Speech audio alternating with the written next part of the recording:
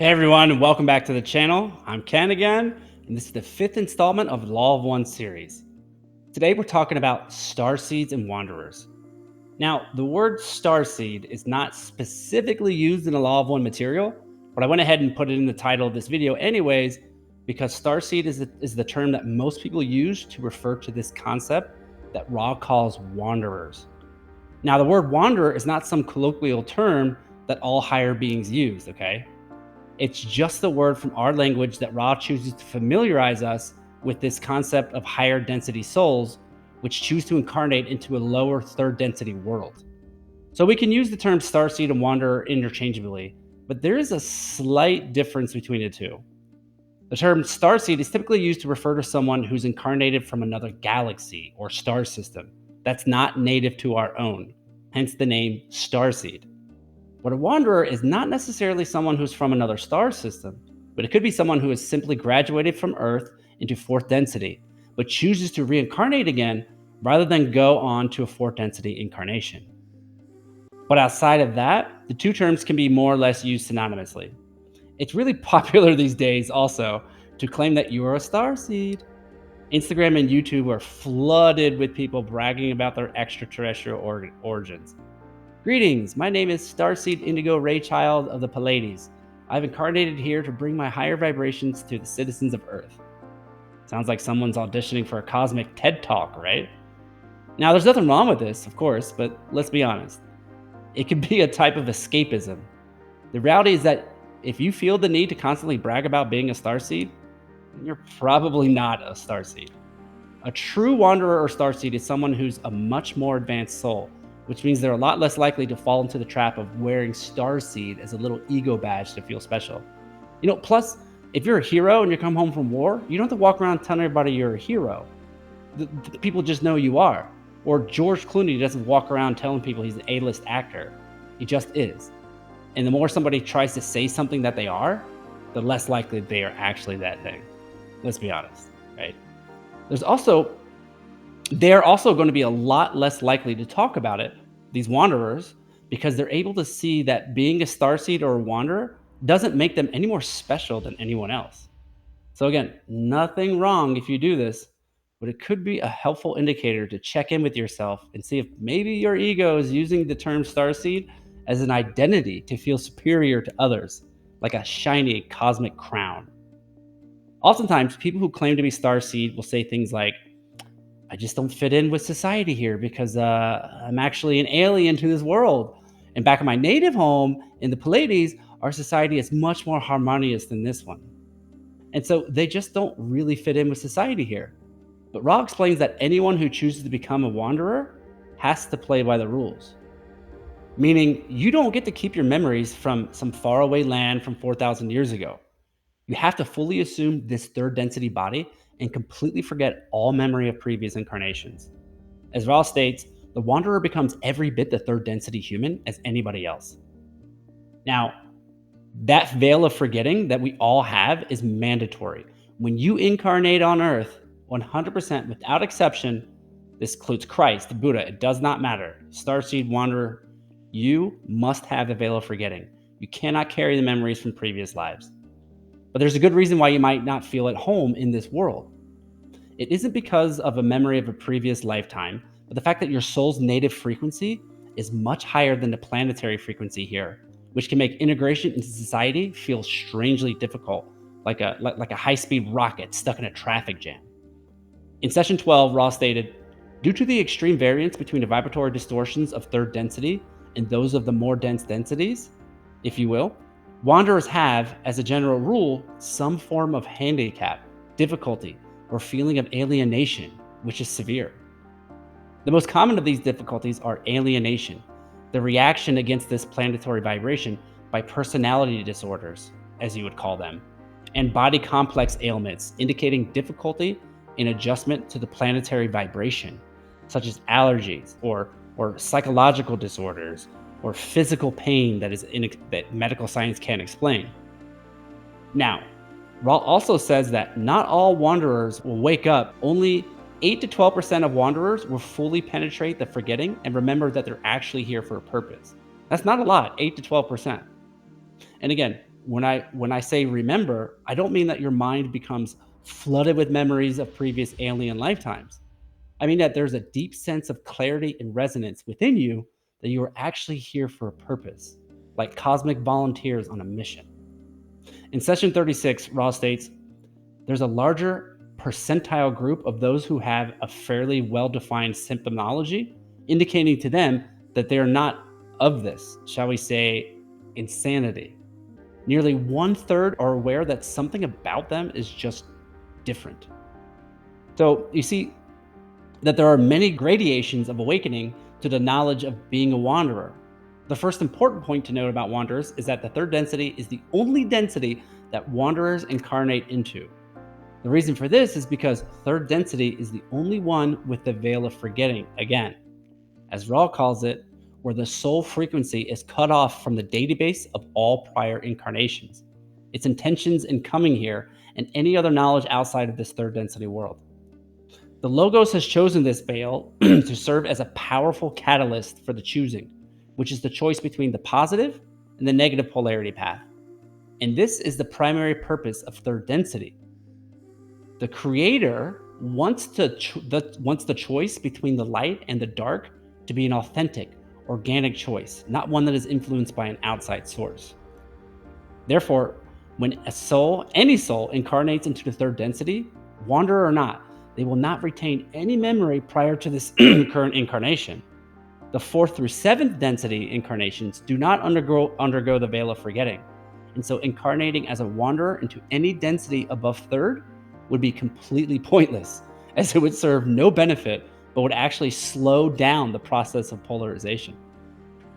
Another interesting note about wanderers is that the vast majority are going to be of sixth density. Less will be of fifth density, and according to Ra, fourth density wanderers are very, very rare. In fact, since the raw material was channeled in the 1980s, our planet has officially shifted into fourth density, which would technically make any fourth density souls incarnating here no longer wanderers. However, we are still at the very beginning of fourth density on our planet, and so everything still reflects the third density, which makes it a very attractive planet to incarnate into for those seeking rapid accelerations for their own polarization. The reason that most wanderers are of sixth density is because the sixth density is that of perfect unity and balance between love and light. So an entity in sixth density who has an overabundance of wisdom and lacks some degree of self-love will see incarnating into third density as a very attractive means of correcting this imbalance. Ross states that the sixth density wanderers will typically program a very severe deficit in some area that would require them to overcome a specific struggle that will allow them to learn the self-love or wisdom that they need. In one example, Jim McCartney, who served as the scribe for the Law of One materials, he asked Ra why he has always struggled with being hard on himself and when he makes mistakes. He states that it was something he'd always struggled heavily with his whole life. Ra answered by saying that Jim's soul is very high in wisdom but lacking in love. So he chose an incarnation that was programmed to struggle heavily in the category of self-love as a means to force him to learn how to love himself. Think of Cleopatra, whose wisdom shone through her leadership, or Gandhi, whose love-driven service changed history. Both likely sixth density wanderers tackling Earth's challenges. So, the danger for any wanderers is that they have to undergo the forgetting process again. And in doing so, they risk actually missing out on the intention that they came here with and then becoming karmically involved with others. And when I say karmically involved, what I mean is that the deficits they program for themselves in order to learn certain lessons might actually cause them to commit serious errors towards other people, right? And this is why one of my mentors, Gareth, who's in Brahman consciousness, he said that he took a look into his previous lives, and he was already enlightened in a previous lifetime, but he came here again to help spread the word and help other people awaken, knowing very well in the life between lives that he was going to risk the veil of forgetting and honestly, like, really risk his evolution in a way, because he could during some course of events have chosen a path towards a negative polarity and setting his quality of consciousness back a step.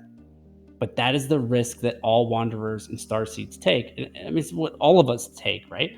All of us undertake is we risk the veil of forgetting again and again. Only advanced souls will take that risk like a high risk poker player and go all in for the advancement of society. That is pure, true, unconditional love and service. And if they do that, they're going to then be compelled into another lifetime to fix that error. So there's a lot of risk here when they do that, but that's how compelling their love is for the advancement of this planetary frequency and of the frequency of all other souls, to advance all of us in a more positive polarity. It's a real risk. And so in session 12, Ross states, the largest number of wanderers, as you call them, are of sixth density. The desire to serve must be distorted towards a great deal of purity of mind and what you may call foolhardiness or bravery. The things we struggle with in this life are all for a specific purpose. You can think of our souls as grains of sand and our physical incarnation as an oyster. Through the contrast and friction of human life, really dense, hard human life, the grain of sand becomes refined into a beautiful pearl. This is, in a sense, what wanderers are here to do. Because of this, third density is a very attractive option for sixth density souls seeking to find perfect balance between love and wisdom to polarize into the seventh density, like running a spiritual gauntlet to level up. In session 36, Ross states, the wanderer has the potential of greatly accelerating the density whence it came in its progress and evolution. This is due to the intensive life experience and opportunities of the third density. Thusly, the positively oriented wanderer chooses to hazard the danger of the forgetting in order to be of service to others by radiating love. Man, what a badass soul, right? If the forgetting is penetrated, the amount of catalyst in third density will polarize the wanderer with much greater efficiency than shall be expected in the higher and more harmonious densities. This is also why the third density is remarkably short in comparison to the life cycles of other densities, because the creator does not want this period of suffering to go on for very long. I mean, can you imagine if this level of suffering was going on for hundreds, thousands, or tens of thousands of years? We are essentially here for a brief moment in time to be forged in the fire of spiritual suffering that compels us to choose which path we want to serve, the light or the dark. As a quick side note, the negative path also has wanderers, although they are much more rare. For a negative entity oriented towards the negative path, undergoing the forgetting process is far too great of a risk to take, as they could easily come in contact with positively oriented beings who would greatly depolarize them if they are not able to remember their intention in coming to third density. Those negative beings who do choose the risk incarnating as a wanderer will do so in order to teach the ways of the service to self path and hopefully accelerate their polarization on the negative path greatly. But this is akin to playing a game of cosmic Russian roulette. So very few choose to take this risk. Now, Ross states that the fifth density wanderer will look quite different than the sixth density wanderer, because fifth density, being that of light or wisdom, is much more prone to choosing an incarnation that will force the learning of wisdom.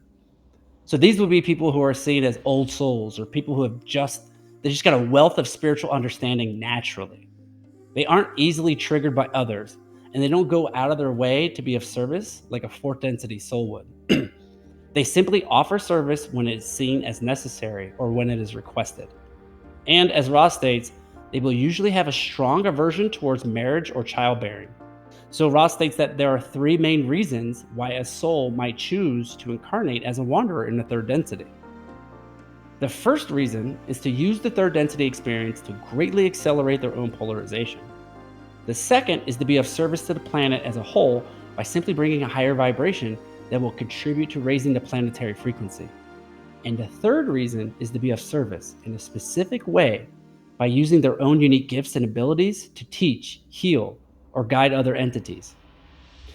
Ra explains that every soul has its own unique gift that it has honed and practiced over the course of its incarnations, which allow it to play a very specific role. This is why some people have natural psychic abilities, others are natural healers, teachers, or empaths. These giftings are those that each specific soul has been working on for many, many lifetimes. But Ra does explain that some souls may feel frustrated at the lack of ability that this third density yellow ray body has to channel the powers of consciousness compared to, say, a green ray or blue ray body. This is simply part of what wanderers accept when they incarnate into a third density life. So, in closing, the Law of One is one of the most powerful spiritual texts ever written because of its unique ability to widen our perspective on things. Anytime you're feeling depressed or hopeless or angry or afraid, it's always because your perspective is too narrow. What we can gather from Ra's teachings is that no matter what happens to you in this lifetime, no matter how painful or severe it may seem, it is not the end-all be-all. You've been doing this for thousands of lifetimes, and you have thousands more ahead of you still. So there's no reason to take your life so damn seriously. Contrary to what religion has taught us, this life is not your only one and only shot. You didn't come here to be perfect. You came here to learn and to expand yourself. So simply do the very best you can with this lifetime that you've chosen. As Tom Campbell phrases it, he says, "You're here to grow up," meaning experience a soul evolution unlike anywhere else, choosing the love path over the fear path. And remember that you are eternally loved and that there truly are no mistakes. Being a wanderer or starseed does not mean that the fate of the world rests in your hands. You have come here to learn a unique lesson. There's no one placing a burden on you greater than anyone else has. The only one putting pressure on you is yourself. So in order to solidify this, I'll leave you now with one final quote from Ra. The Law of One, though beyond the limitations of name, may be approximated by stating that all things are one and that there is no polarity, no right, no wrong, no disharmony, but only identity.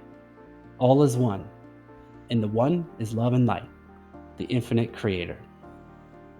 That's Ra's Starseed Lowdown. So next week, we keep exploring this. And thanks for joining me again today, and I'll see you in the next one.